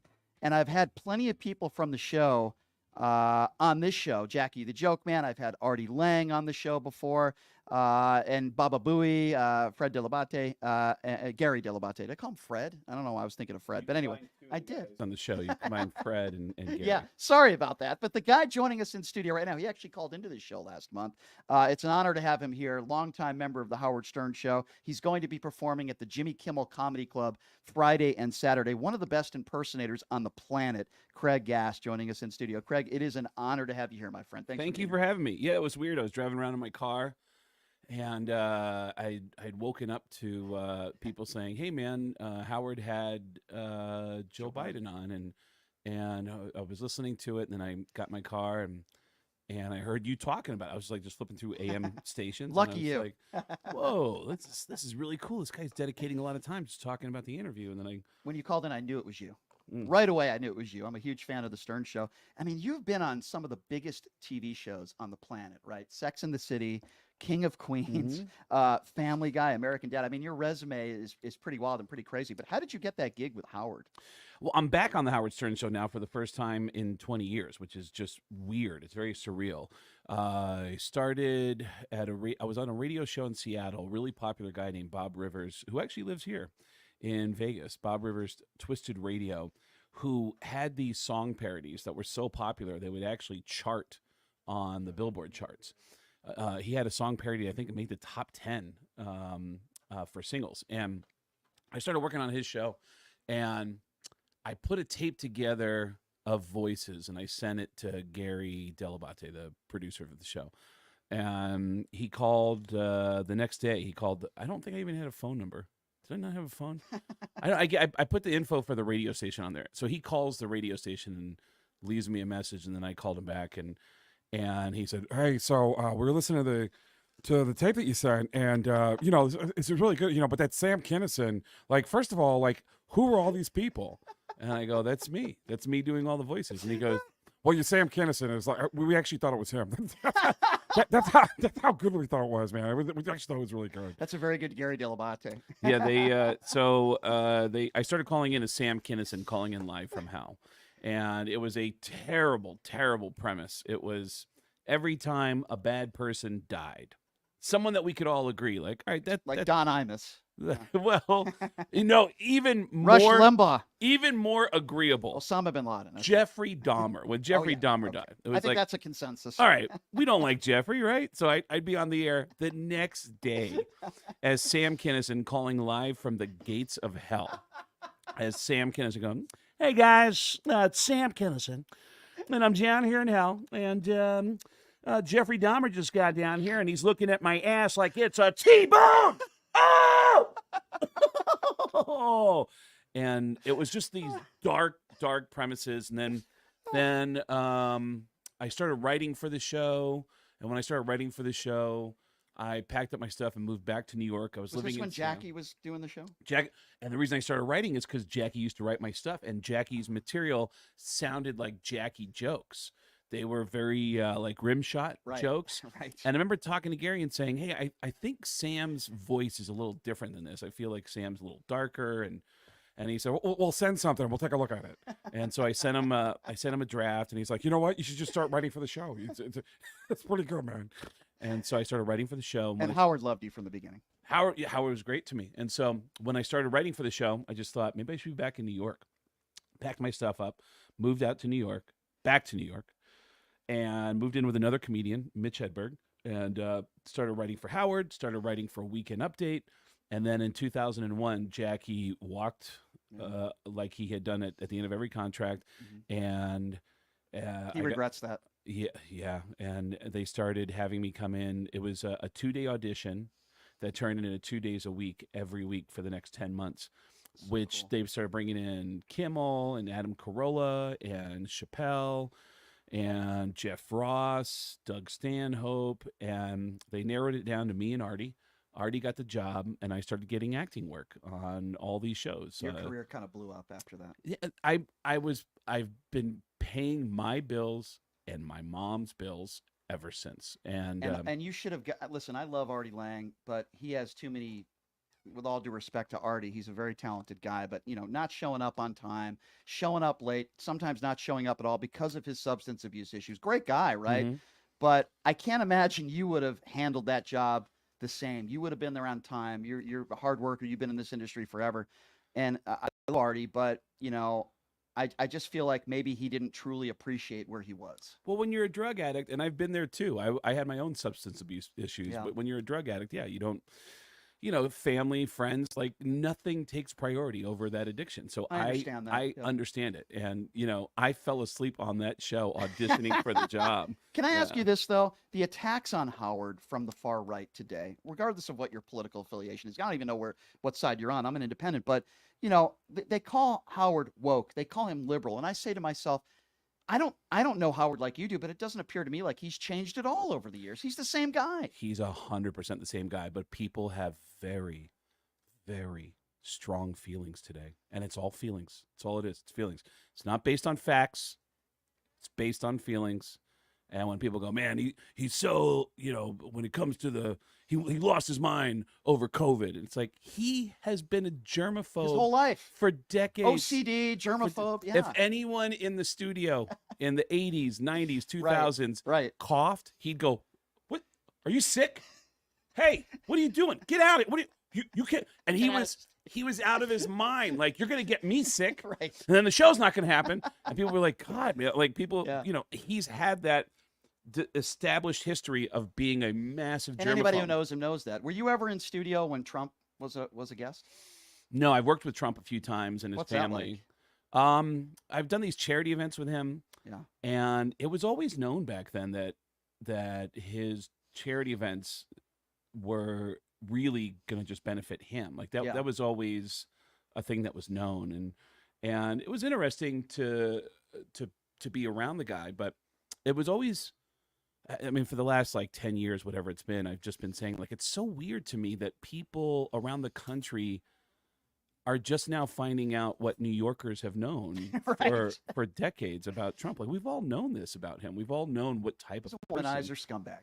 that he's just he's always been really shady. And it's also odd to me that there are people in this country who don't know this basic life lesson, which is you never trust anyone who responds to any question with "trust me." Like, how do you not know that? That's like a basic. Or I'm the least racist person that you'll ever meet. It's a fundamental thing that New Yorkers have always understood, or people. I don't. It's just odd to me. But a lot of people I know who are Trump supporters are really good, decent people. They're very honest people. They also happen to be some of the most gullible people I've ever met. And I just did some shows in Dallas, Texas, where some people I know not only believe it all the stuff that is filled with emotions and no facts, they believe dead people are still alive and that they're going to make a comeback. Specifically, I don't know if JFK is supposed to be alive, but I know JFK Jr. is supposed to be alive. Michael Jackson is still alive. They're crazy. These people are Alex Jones. They're crazy people. It's feelings. It is 100% feelings. There's no facts involved. So I love talking to anyone who's got strong feelings and just asking questions. I do too, but I'm not as patient. I usually call them names, but that's just who I am. I don't know. What can I do?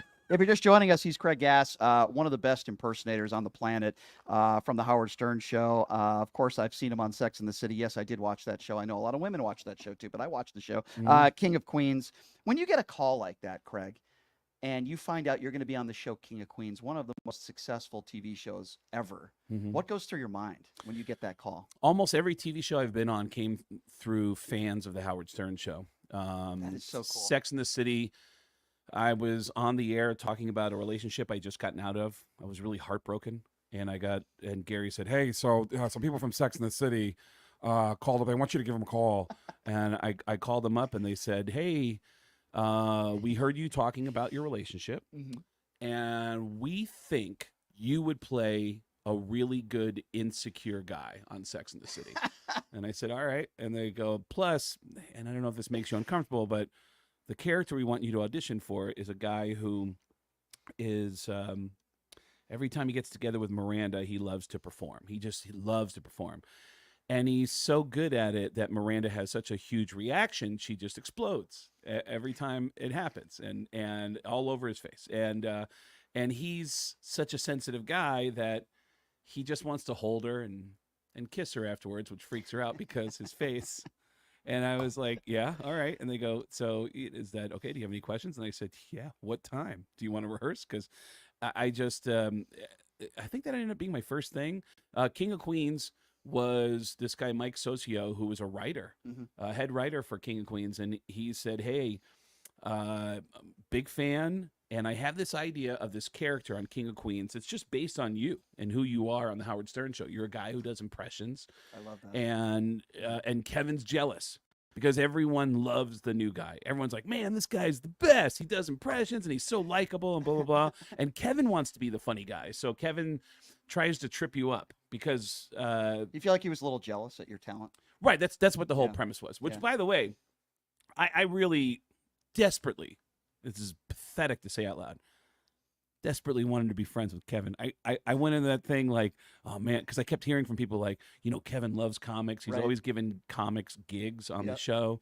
And I was like, well, Kevin and I are going to hit it off. And it seemed to me that Leah Remini was going to be a little standoffish. It was the other way around. Leah Remini and I got along famously. Leah Remini and I started incredibly beautiful woman. Beautiful woman and so cool. Yeah. We were calling each other F-face. Like within 24 hours, like, what's up, F-face? Like we were like, that was like we just bonded. And Kevin was standoffish. And it bothered me so much. It made me so insecure. Do you feel like he was standoffish because, he was a little bit jealous of you? That had to be. No, he's the king of that room, man. He's just a super easygoing guy. And I was so thrown by it that, and again, this is a pathetic thing to admit out loud.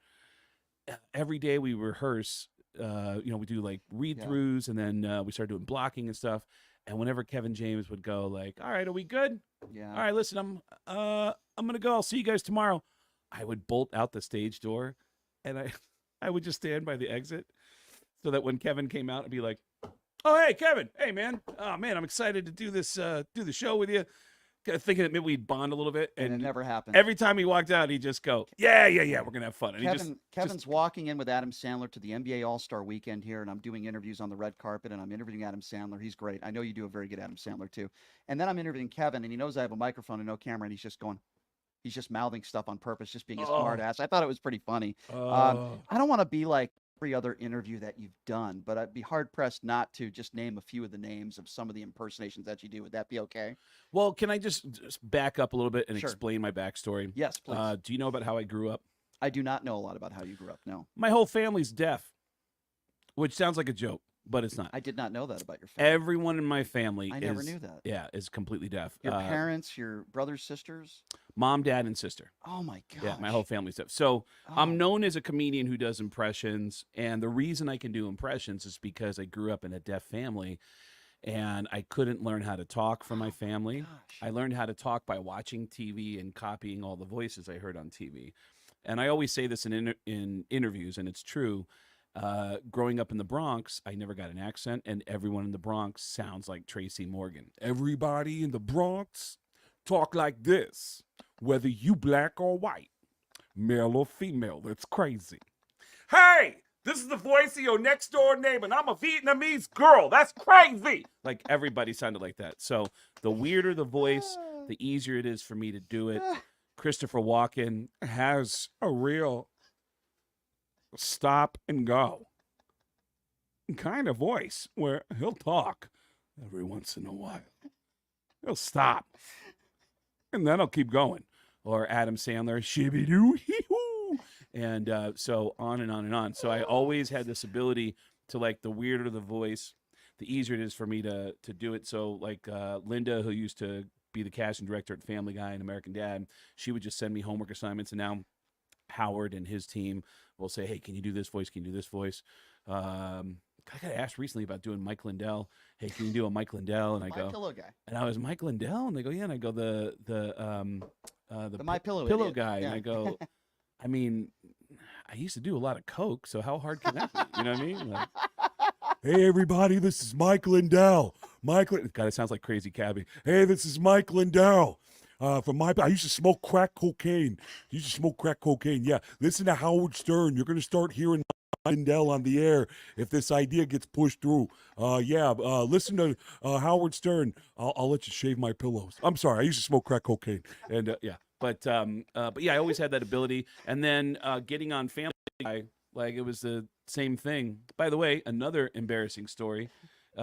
First episode of Family Guy, I creeped out Seth MacFarlane.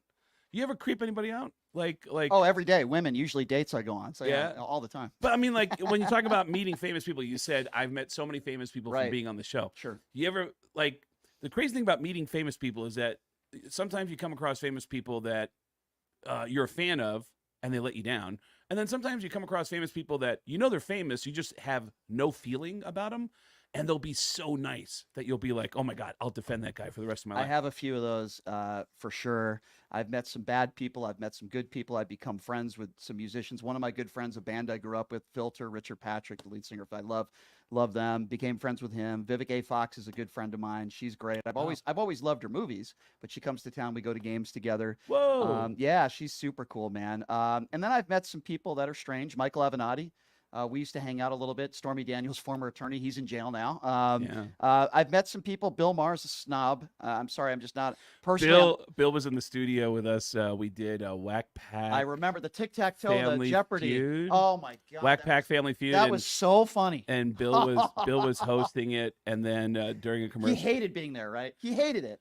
I think you know what I want to say that's true so that I could justify what a dick he was to me when I walked up to him during commercial break, and right in front of everybody I go, hey, because we had just done this roast together. We did a roast of Richard Belzer, and I go, hey Bill, I'm Craig Gass. I did the roast of Richard Belzer with you, and he looked at me and he went, great.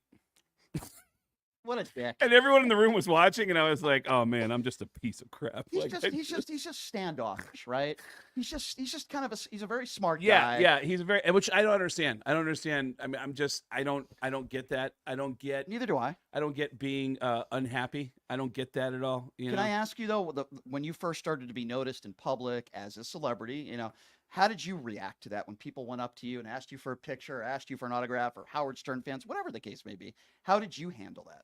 I still get excited. Like I'll get so excited, I'll talk to them until they go, all right, we're gonna leave, and I'll go, where you going, man?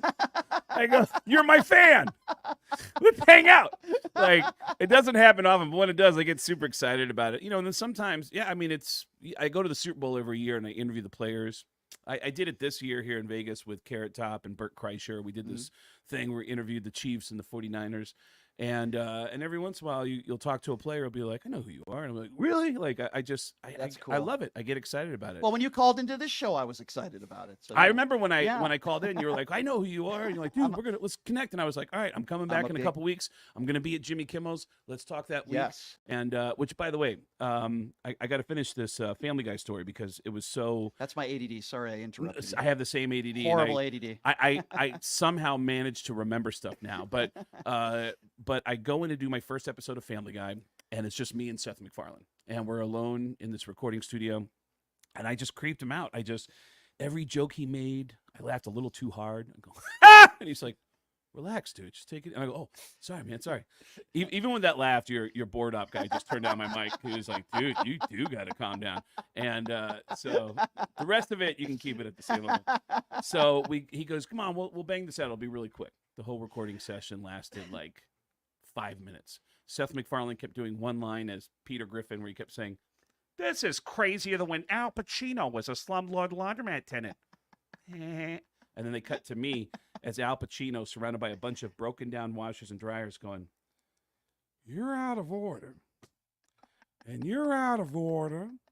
And you're all out of order. And we did that 3 times. And Seth MacFarlane, running the board, goes, all right, man, I think we're good.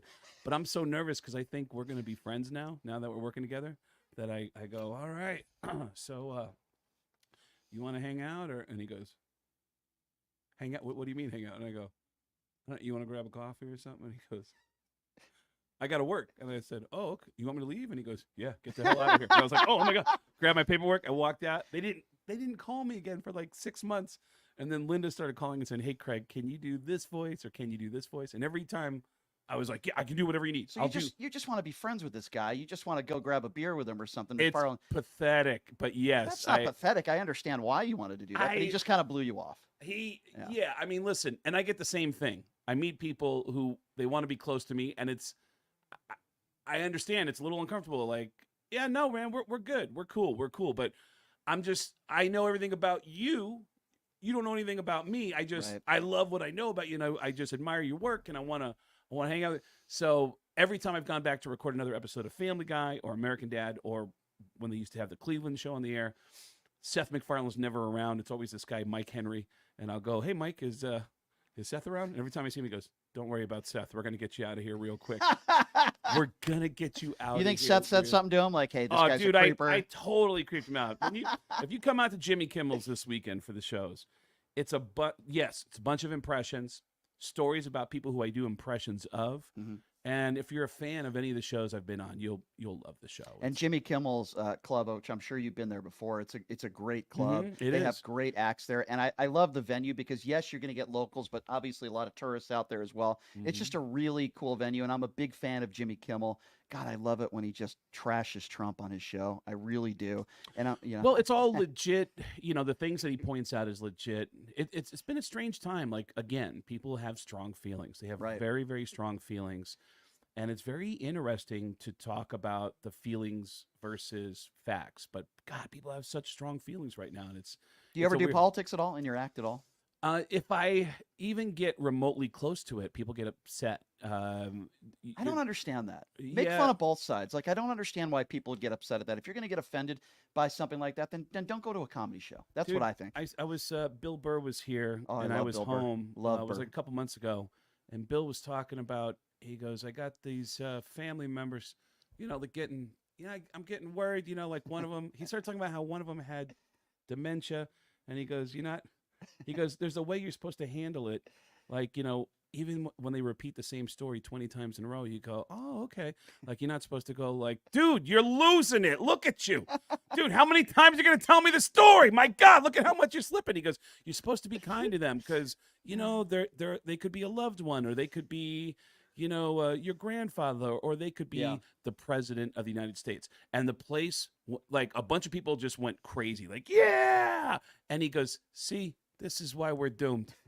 This is why we're doomed. When I described this disease as being a loved one in my family, you had sympathy for me. But the moment I put him in the White House wearing the wrong color tie, half of you are like, yeah, I hope you die. Like, he goes, that's why we're so right, though. We're doomed. Bill Burr is so right. He's brilliant. And I couldn't believe it. He actually led them into cheering and then crapped on them for cheering and said, if that guy, Joe Biden, was in a diner and you saw him sitting there and he was just by himself, you'd actually say to yourself, like, is he okay? Is he all right? Is anybody with him? But the moment you put him in the White House, wrong color tie, you lose your mind. Like, yeah, I hope you get buried in the backyard. Like, it is crazy, isn't it? Like, I think of moments on the Howard Stern show where George Takei was in there, and then he thought Arnold Schwarzenegger was on the line, and it was an impersonator making homophobic comments. They had a Mitt Romney impersonator that was just unbelievably good. I love that sort of stuff. And I have a guy by the name, you probably know, I'm sure he lives here, John DiDomenico. I love John. John's best a friend Trump of mine. impression ever. And he comes on the show all the time, and how he's on Howard's show too. Great writer, funny guy. He's got great funny instincts. Isn't it incredible though, Craig, that you don't just have to have the talent, which clearly you have, of being a great impersonator, but you also have to be funny. You have to have material, which you do and John does so well. But if you don't only have one, you're probably not going to make it, right? You have to be funny and talented, right? You have to be a good writer and be good with the voice. Well, that's ultimately what makes you succeed. I mean, I a couple of years ago, I did a dance with SNL for an audition, and I remember the casting director saying, we get people who have great impressions. We get videos of people doing great impressions all the time. The tough thing is finding people who have great impressions and also have good material. And that's what separates you from everybody. I mean, it's like you can hit that note, you can sound like somebody, right? But what are you saying? Or are you just doing quotes from their famous movies or whatever? But But you got to have material. All the years of work on the Howard Stern Show, and you're back on it now, and I'm happy you are. Is there anybody that you just don't want to work with, or somebody that just treated you so poorly that you say, I can't work with that SOB ever again? That person's the worst. No, everyone's usually pretty nice to me. What's interesting is people who do impressions feel very competitive with me, and I think it's really odd. I don't know why. Really? Yeah, it's like I love impressions. I love hearing a good impression. I love doing impressions. But people who do impressions feel really competitive with me, and I feel like a weirdness from them. It's odd. I don't know why that is, but no one. I mean, Bill Maher was kind of a dick to my face in front of everybody at work, which kind of bummed me out. But when someone's a dick, it's also a great story. When someone's a dick. Yeah, because you want to talk about it. Yeah, like I've taken bad gigs because I knew it would make a great story. Like when you say bad gig, give me an example. Like I got my buddy Josh Wolf, like it was probably like 10 years ago. Josh also lives here. And Josh, he performs at Jimmy Kimmel as well. He's a great comic. And he's got a weekly residency at Jimmy Kimmel's. Josh and I started together. Me, Josh Wolf, Brody Stevens, and Joey Diaz all started at the same open mic in Seattle. And Josh Wolf said, hey, are you available next Thursday? And I said, I am. What's going on? He said, so here's the thing. It's the Playboy Mansion, but it's a charity event. You're going to bomb. Everybody bombs. Sarah Silverman did it. She bombed. Artie not only did it and bombed, Artie made a very famous story out of it in one of his books about how he bombed at I think he'd actually crapped his pants as well. He was like withdrawing from heroin, and you're gonna bomb. And I thought, God, that'd be a great story to bomb at the Playboy Mansion. So I took it and I bombed. And how long was this? When was this? About 10 years ago. Was Hugh still alive, Hefner? Or no, he had passed? No, he was alive. He's still alive? He was alive. He wasn't there, though. I didn't see him there. It was this charity they rent out. They would rent out the backyard of the Playboy Mansion. I heard Pauly Shore lived there. Was he there at the time? I didn't see Pauly there. I remember right after I bombed, it was such an epic bomb that I was kind of shell-shocked, and I sat down. And Ron Jeremy came over to my table and he goes, they're giving away food. He had 2 plates full of food. And he goes, they're giving away food. It's all free food. And I go, Ron, I just ate it up there. I'm not hungry right now. It was. Isn't he in a mental hospital now or something? Ron Jeremy? Prison. Is he in prison? Yeah, prison with mental issues, Christ. which some people thought he might have been faking. But he really apparently was slipping. So what's your deal? Do you have a family? Do you have kids? Are you married? What's your deal? Never been married. Was in and out of long-term relationships for the last 25 years. I just got out of a relationship that was 13 years. Oh, I'm sorry to hear that. With a really nice girl. It was fine. I mean, it was, Do you find it difficult when you're in a relationship and you're around beautiful women doing shows and stuff to be faithful when you're in a situation like that and you're famous and you have women? I would imagine some throwing themselves at, hey, I know you from that show. I'm a big Stern fan. You get that? It's not hard at all, but there's, I mean, I like your honesty. It really isn't. It's not hard at all. I mean, it definitely, it's, you're on stage every night, right, selling the most attractive parts of yourself. So yes, there's, but it's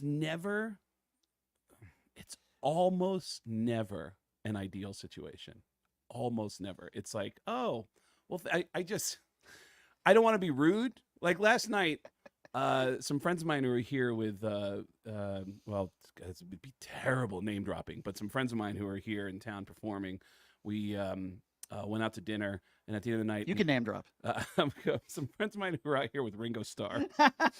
We went out to dinner, and we're walking. I ended up walking into the car by myself. And this woman said, hey, it's like she saw me. I looked over at her and she was like this attractive woman. And she goes, where are you going? And I go, oh, I'm going home. She goes, you want some company? And I go, I'd love to, but thank you. I don't want to be like, and it's the same thing when a woman says, hey, I want to go back to your room. I go, oh man, thank you so much. Oh gosh. I don't want to be, because if you're a hooker, like something, many bad things have happened to you to get to this place, and I don't want to be... Just in the studio on the Howard Stern Show, there's probably more male nudity on the show than female nudity these days, but like I would imagine there were some situations that were very interesting when you were in studio on the Stern Show, even today. But I mean, gosh, the Yeah. porn stars and the nudity and the making out, and I mean Stern and situations that I wouldn't want to be in, like the smallest penis contest, and like, Dude, my first nudity I ever saw was puppetry of the penis. They came in and Howard goes, so what, like, how does it work? Like, what, you just do? And they go, well, how about this? We're just going to do some things with our penises and you tell us what we're doing. oh my we're God, gonna, that's awful. We're going to put these in shapes. And the first one the guy did, we were both staring and I go, is that a hamburger? And he goes, yes. And I was like, oh, dude, like I'm high-fiving, like, oh, dude, I got it. Was there anything that you couldn't even see? Like you didn't even want to be in the room? It was so bad. No, I remember sending notes to Howard about a girl that came in off the street. Gary was like, hey, there's this really hot girl. She says she's in love with you. Like, she just walked in off the street. You want to bring? And he goes, yeah, bring her in. And she came in, and I just immediately noticed that one breast seemed to be significantly larger than the other. And I sent a note to Howard going, dude, are those off? And it was like 5 minutes of conversation before Howard said, hey, and I noticed something. And she's one breast was a C cup, the other was an A. How is that possible? And unless there's like a surgery or something. Apparently it's not that uncommon. Really? And I only know that from the 1 hour conversation that we had about her breasts. And so it's not completely uncommon for that to happen. And so that was really interesting. But no, there was never anything in the studio that made me go like, ooh, like I just, you know, I mean, my whole goal was just, I just want to make everybody laugh. Like You're very good at that. I want to make everybody laugh and just have a good time. I had no idea at the time making those three people laugh was reverberating so much around the country that my life was changing, and that biggest audience ever. Yeah. And I went from doing one-nighters at bars, I leaped over that's incredible to headlining comedy clubs around the country, and that's incredible. And ever since, and Howard and I talked about this a couple months ago on his show, that I used to call him once a month. Oh, no, I'm sorry, once a year on March 15th, the anniversary of the date that he had me sit next to him for the first time. Once a year, I would say, hey, dude, it's Craig Gass. It's March 15th. I just want to say thank you. It's been 6 years since you let me sit next to you. It's been 9 years since you let me sit next to you. It's been 12 years since every year I'd call and say, because of this, I've been paying my mom's bills and taking care of my mom, and I want to say thank you. And I bet he appreciates that a lot. Not at all. I was Really? in my car. I was in a rental car. I think I was in Minneapolis. I was somewhere in the Midwest. And I'm driving, and Howard goes, let me get to a couple of things going on in the news that I want to talk about. And he goes, oh, yeah, okay, yeah, okay. Craig Gass, dude, you got to stop calling me. Why do you call me all the time? Dude, I was calling him once a year. And he goes, I've had enough of this. And then based on what he just said, Robin goes, well, why would he do that? Why would he call you? And then Gary comes in, I told him to leave you alone. I don't know why he's doing that. And he goes, yeah. He goes, Craig, leave me alone. Like, he'll call me and say, oh, I pay my mom's bills. I'm like, I don't care. Now, when you say call, are you calling into the show, or are you calling his personal, like, does he give you his cell phone? Yeah, the first day I ever sat next to him, we hit it off so well, he gave me his cell phone. Give you his personal number. Wow. Gave me his personal number, and then, like, came out that night with Beth to come watch me do a show in this tiny little the Boston Comedy Club in the Village, and he watched me perform that night, and Voss was there. I remember he actually walked out in the middle of Voss's set, and Voss got pissed about that. We got along famously. Like, he just and I found this with a lot of successful people. Yep. He's open to ideas, and is always open to being malleable. I remember him calling me up after the show and saying, oh, my God, that was so great this morning. Most fun I've had in radio in 20 years this morning, having you on. Wow, what a compliment. And he said, listen, we're going to bring you back in on Monday, and here's what we're going to do. I'll bring you in, and I'll say, all right, so listen, so this is Craig Gass. We'll talk a little bit about your backstory, blah, blah, blah. And I'm scared to death because Jackie's only been off for a week. Oh, wow. He's been gone. And now I'm coming in, and I just hid as celebrities. I'm just in the background doing celebrities. And I told him, I don't feel comfortable, because this is essentially, to everyone that's in your audience, mom's gone, here's my new girlfriend. That's a really bad spot to be in. A lot of pressure. Especially your audience. Yeah. Your audience is really brutal. And I said, I would rather just keep adding celebrities to the mix until there's so many celebrities talking that your audience goes, who the hell is that guy? Like, and you pulled it off. And he said, you're right. I'm wrong. That's what we'll do.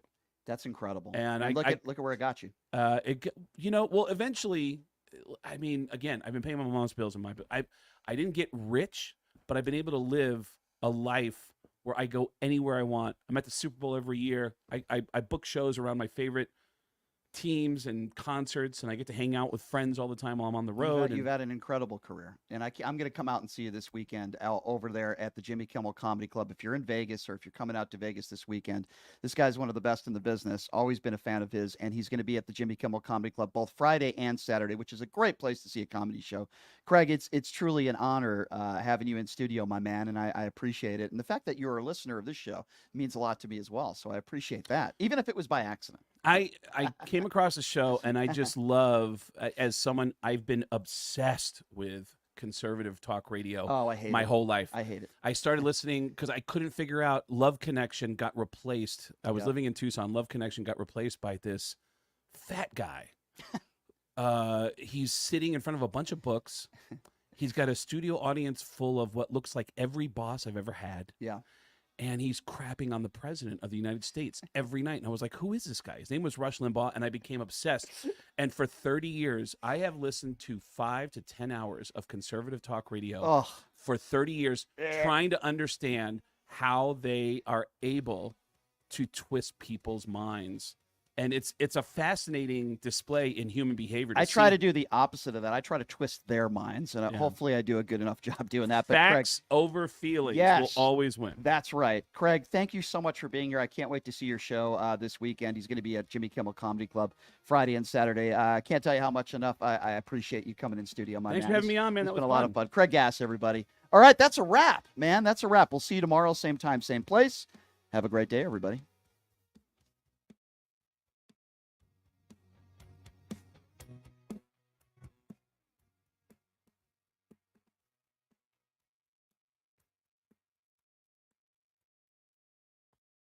Hey, everybody, are you struggling to find a pizza place that reminds you of Brooklyn? That true blue New York style pie? Well, worry no more. Stallone's Italian Eatery Pizza is a knockout.